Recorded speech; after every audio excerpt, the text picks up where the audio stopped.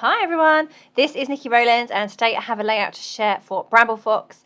I am using a number of different products. So I've got the Fox Box, the July Fox Box, this fabulous stencil, which is also from the July Fox Box Plus, these cute little ice creams, which will be new to the shop, and this set here, the summer sunglasses and the flip-flops. Actually, it's just the flip-flops that I'm using on this layout. So I'm using the Just Beachy collection by Simple Stories, which is one of my favourite collections so far this year. Love the colours, love the beach theme, perfect for me.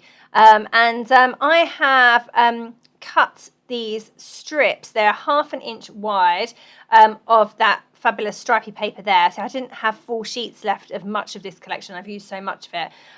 So I had just half sheets of this. So I thought, well, I'd like a border. So I'm going to create one on top of my white cardstock background instead. So I've just cut strips and distressed the edges lightly, and then I'm just layering them on top. So I'm leaving a small white border around the edge completely, and then the four corners are going to kind of overlap. At the moment I've just stuck them flat, but I'm going to work it so they're under over, if that makes sense, so that they look correct going all the way around. I mean, to be honest, unless you studied it you wouldn't notice it, so I'm not too worried about it, but I thought I would make an effort at least. Okay, so, and then I've cut these even narrower strips, so these are about 1/4 inch, maybe even slightly smaller, of the pink paper. Again, another one that I really loved and don't have a full sheet of. So I have just cut really narrow strips, again very lightly distress the edges, and then I'm sticking those in the middle of those stripy strips, yeah, that is my border. So instead of a page border like I would normally do with a piece of paper behind the white cardstock, I have gone for these strips instead. So something a little bit different, but a great way of creating a border if you don't have full sheets of paper remaining. Okay, so I have this frame, this chipboard frame from the Simple Stories Just Beachy pack, and it's like a life ring, and I've got a photo of 3 children, two are mine, one belongs to somebody else, and they're by the sea, about to go on a sea sofa.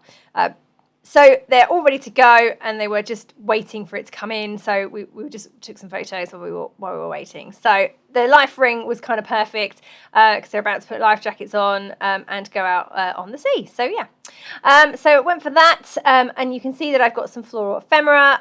I've cut some squares from the 2x2 elements paper, and then I'm just kind of creating somewhere to put my perspectives. So above the life ring to the left, you can see that I've put 2 of the ice creams. Obviously the photos don't have ice creams in it, but we definitely are ice creams that day, so I figure it works. At the bottom you can see that I've got the 2 flip-flops, and then on the side of the photo on the life ring frame, I've got the little sandcastle from the Fox Box and the seagull from the Fox Box as well. Love the seagulls, they're super cute. And then at the top, over on the right hand side, at the top I've got some flowers, I've got some more squares from the 2x2 paper, I've got another seagull sitting up there, love him, just perched up there, and then I'm adding my title going down, which is unusual for me, but something I've been trying a bit more lately. It just didn't look quite right stretched across the layout, so I figured that on the side would be better. So that's what I've done there, and then just trying to arrange all the elements and get them in place, and then once I'm happy I will get everything stuck down. But yeah, I've got a few florals there, a few other pieces of ephemera, the squares, and it's all kind of coming together. Right, so I've just skipped forward. I have stuck some of my clusters together but not stuck them to the page, and I'm now going to add a little bit of stenciling with that fabulous plus signs stencil, which is in the Foxbox Plus this month. So I just wanted something to stretch towards the cluster over on the right hand side because it just made the layout feel a bit more together or coherent. And then I thought I'd put a little bit down underneath this, underneath the cluster at the bottom left as well. So that's all coming together. I love the orange ink. It's just a Distress Oxide and it goes really well with the colours in the collection. So yeah, so that's all coming together. Now I'm happy with my stenciling. I'm going to stick my my big frame in place. My photo is already raised behind it, so I'm just putting foam pads around the part that doesn't have the photo. There we go, and then ice creams can then be stuck down in place, and there we go, it's all kind of coming together now. It's nearly done. My stenciling wasn't showing particularly well down in that corner, so I just added a little bit more once everything was in place. So yeah, that kind of works. And then put my flip-flops there, loving those, very, very cute. And my seagull and my sandcastle, how perfect, love them. And I added a little boat over on the right-hand side of the life ring as well because, well, they weren't going out on a boat. They were going out on a sea sofa, like a big cushion thing with seats. But the boat kind of works. We're at the sea, so it definitely works. Okay, so I'm just going to get all of those perspectives stuck down. I use glossy accents mostly to stick my perspectives in place.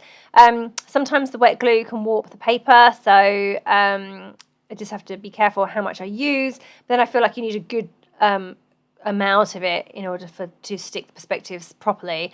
So sometimes what I do, if that happens, is, or if I have a particularly large perspective, is I will place a heavy object on top of it. So something like my tape dispenser, for example, that's filled with sand, that kind of thing, and that will help with that problem, that warping. So it would only generally happen on something like this, the Summertime title, which is spans a reasonable area and will be affected by any warping. So yeah, so that's quite often what I do. And sometimes I use my punches to put there as well. So various different things that are various random items from around my craft room that I use.